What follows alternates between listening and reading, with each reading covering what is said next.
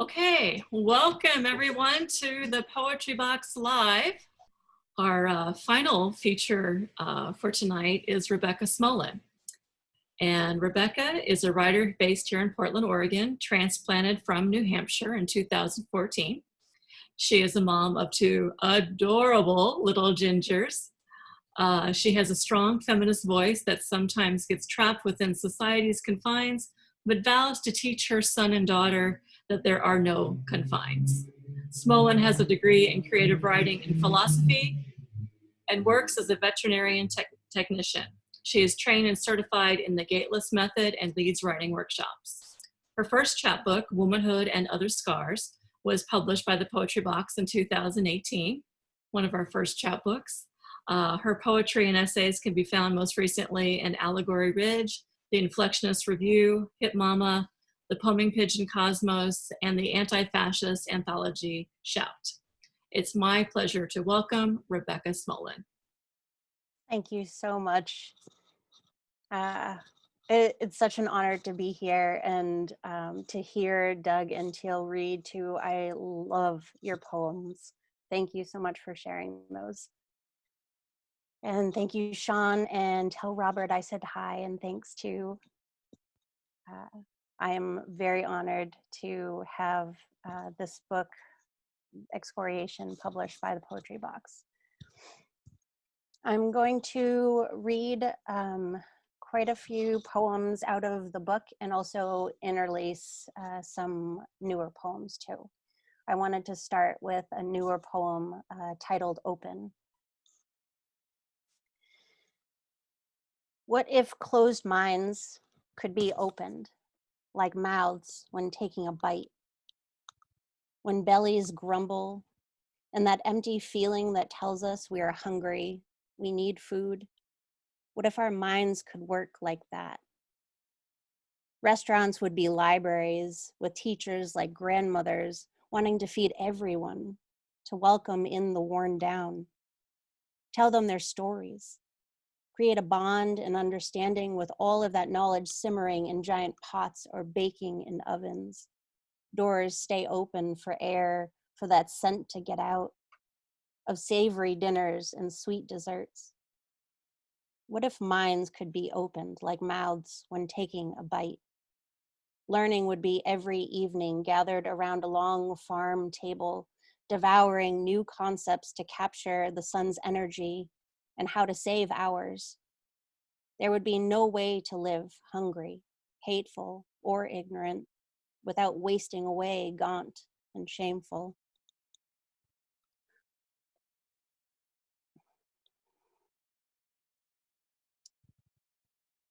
And this next one is from the book. It's titled Picture of Innocence. Strange how tears can crawl thread to thread across my pillowcase, yet vanish when smeared away. Your favorite picture of me, frigid December day, clouded with breath and overcast. We were hunting in the woods for a Christmas tree. I had walked ahead as you called my name. I spun around expectant. You had found a worthy one. My face hopeful with such innocent joy, flushed cheeks and nose so cold they had begun to burn red. My freckles popped against the blue-white backdrop of forest snow, pregnancy unknown at that time. 10 more days until I discovered 10 more days until I discovered another 23 to begin to lose it.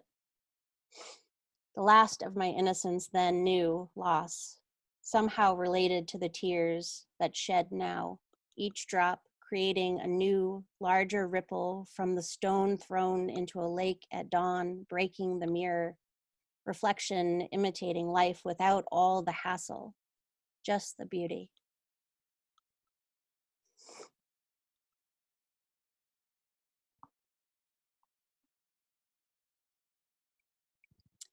And since the shutdown and COVID, I've been enjoying so many posts of everyone's animals and how happy they must be.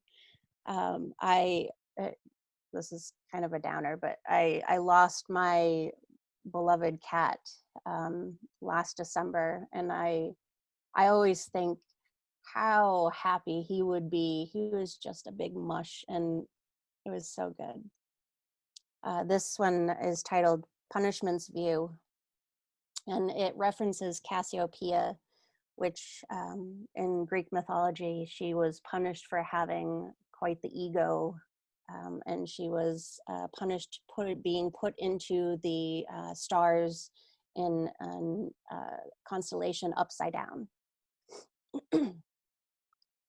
If I could put anyone into the stars, it would be my old cat. Barney was more dog than cat, more counselor than most, more sedative than the Klonopin. He was cursed with a defective guts that I was sure would be the death of him. But in such irony, his heart grew too large. I might place him near the North Star. Perhaps in another life he had known ego too well and punished to be in need of a human. Maybe his vanity flooded his kingdom just as his heart and lungs did. Or did a sea monster attack his people, and instead of sacrificing the only one he loved more than himself, I picture him fighting or being clever to stall and await Perseus to kill it.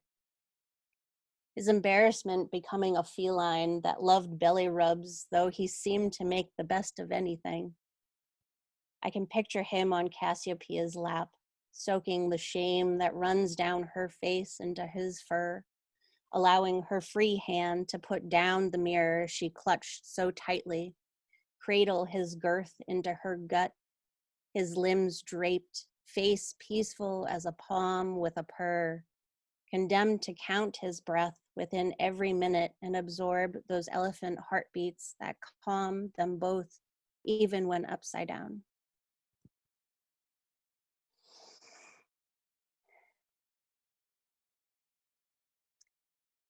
This next one, and today, if you didn't know, is the new moon, so I wanted to honor that as well. This one mentions my dad, who is on this call and listening. Hi, Dad. This is called Fishing the New Moon. Nat Geo had clickbait on discovering another Earth moon. It lured me in like a trout on a fisherman's line with a perfectly tied midge. I've given my devotion to the moon since I was a child, telling my father to race it home, and it has never left my side. It never leaves Venus for long either. If absent, it gifts me Orion or Cassiopeia, but never more than a night or two. All the other planets have moons named after great gods. We kept Moon for ours, as it was our first. You never forget the first fish you catch, pond-side, precarious on a large rock, furthest over the depths. The bait taken, bobber went under, a little off balance. My dad steadied my arms as I reeled it in on our rusted, borrowed rod. A sunfish, a little larger than my child hand, iridescent orange and struggling. My father removed the hook from the bottom lip gently and quick, placed it back into the water where it paused, maybe stunned, in his hand, then cautiously swam away with bruised pride, I had imagined.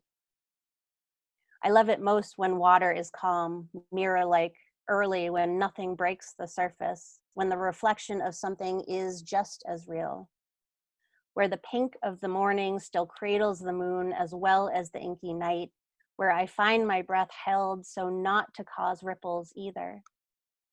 But if there is a second moon just within a blind spot that I could be worshiping on dark new moon nights, I'd feel a little less trapped in a blind struggle, or perhaps merely in a tender hold of a hand ready to set me free.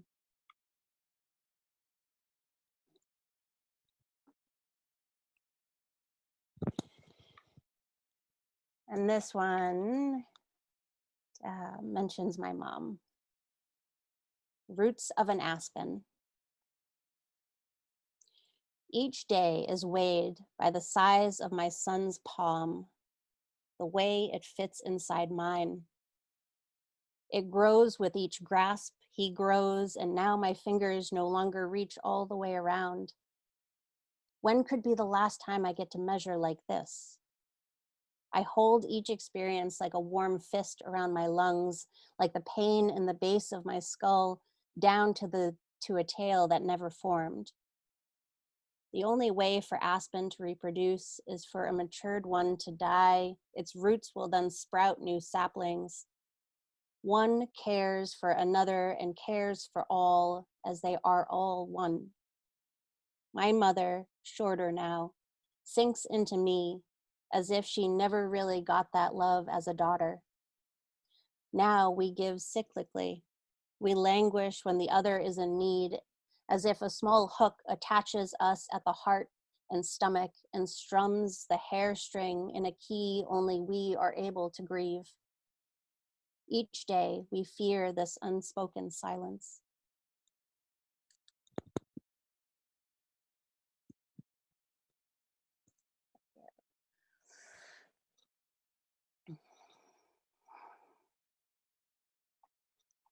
Let's see. I'm going to read a section of the poem Body as Home. I'm going to read the third part of this poem, which is titled Body Lost from Home. Within a night at water's edge, as planets continue to tilt further, a taste of blood from bitten lip, first by me, then him. I taste his wine, thankful that it might mask my copper flavor. My thighs and womb contract, disguises questions he's unaware he hungers to ask. My miscarriage of thoughts lost to lust.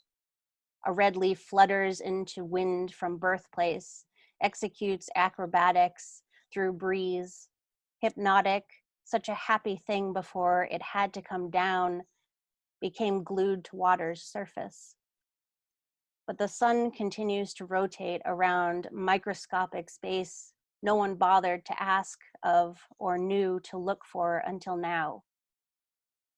A quiver of the leaf allows it to soak through, piercing delayed considerations and water's surface. My autumn-scented failures are so common, blend across continents, equivalent through centuries, yet I still search for strength. The shape of the moon's grin deviates from pond to lake, to river, to ocean, to nebula within the universe of his tear. A blood droplet into water resembles smoke, undulates upward prior to descent under its own weight, can only be concealed by silent darkness of night's secrets under the surface.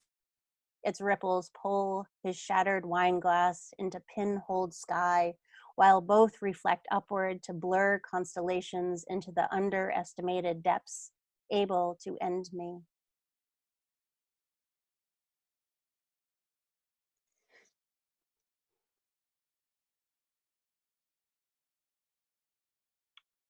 Okay, I promise I won't leave you on a sad note.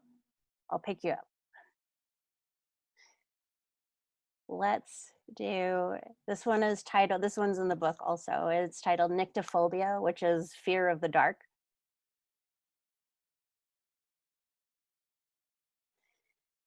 The way the unknowns multiply by tens, darkness still frightens, depending on the level of suffering necessary. The nocturnals that can bite, that scurry around soft, quickened footsteps, or how protection is weighed amongst the weight of the blankets up over shoulder covering earlobes. The truth is known to hide within the same darkness. It peeks out from closets, out from under beds, out from innocent shadows. Threats lace around ankles, compress lungs until breath struggles inward and rushes too quickly out. Minds become untrustworthy as it takes up tango with the long window curtains. Sounds from the fans start to play Mozart tunes, and the little red lights of electronics charging begin to double when peered at directly.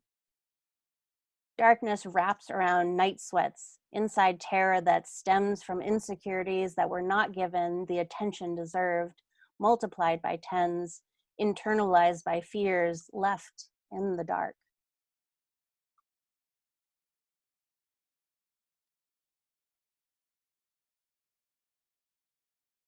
Thank you. This next one is titled Look Up and Listen.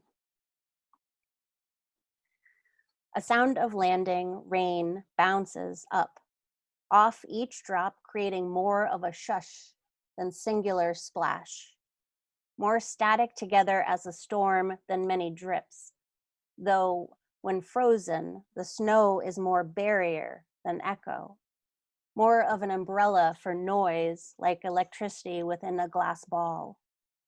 The same way the hills, when crested, allows the power of the ocean to greet you with a rush of gust from the waves blooming onto broken shells.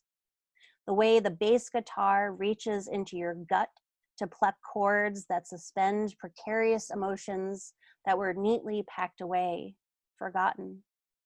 In accumulation of inspiring noise, what if we can all be saved?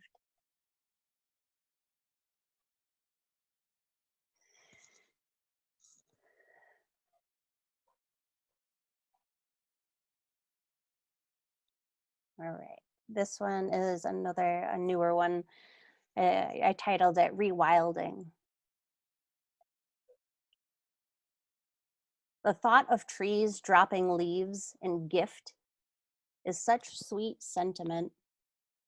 Most grieve at such an action as losing their leaves, a beautiful sadness. What if it's less about us, though, more about them reaching out? That they feel a magnetism, an unexplained similarity, that connection only poets write about. There are arms branching sunward, the immense pull that grows limbs and fruit. Last resort attempt at a touch that they sense they need. Trees drop leaves like love notes or crumbs on a trail back to home. Would that mean the trails that are years deep in such leaves might hold a secret?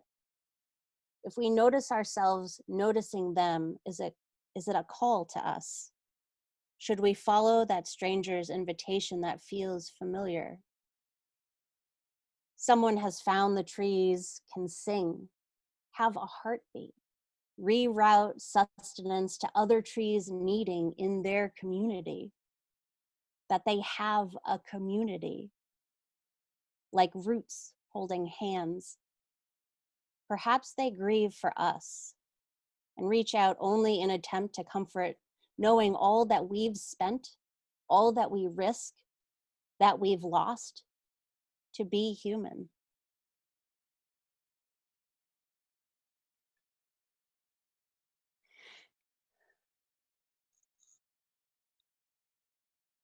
And just a couple more.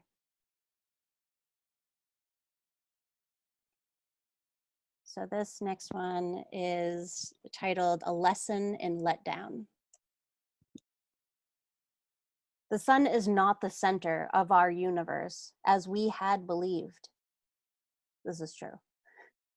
Even it is captive, orbiting around a bit of nothing. The immense beast of the sun is more like us and less like a god. Perhaps it's stuck within the force of all planets orbiting it, one in cahoots with the next, never knowing, never able to conceive the very notion of you needing me, using me, or me using you, then needing you. A disappointment to have such a consistency we've somehow relied on all of our lives be false. not our center of the universe. This experience is familiar, a type of failure, disappointment, a lasting distaste of how I was wrong, a lesson in letdown. What could measure up to the belief that a thing might ever have autonomy? We are the large entity in our own lives. We are center beast that all other perceptions gravitate around. Could we control what is drawn in toward us? Can we avoid sun flares within us or stray the damaging meteors? Should we merely brace for impact, organize the chaos in the wake? Within me, there's an uproar when I see newly mapped galaxies, another universe akin to nerves in a body, veins that transport most of the notion of life through us. The sense of paralleled order creates a paralyzing perception of disorder. How can it all be the same? How can we be any small bit similar as this universe? What does it imply could live within us all?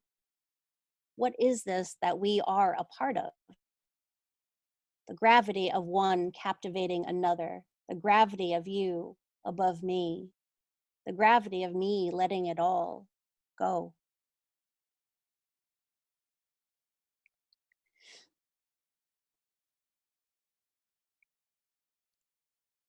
And then this last one is very short.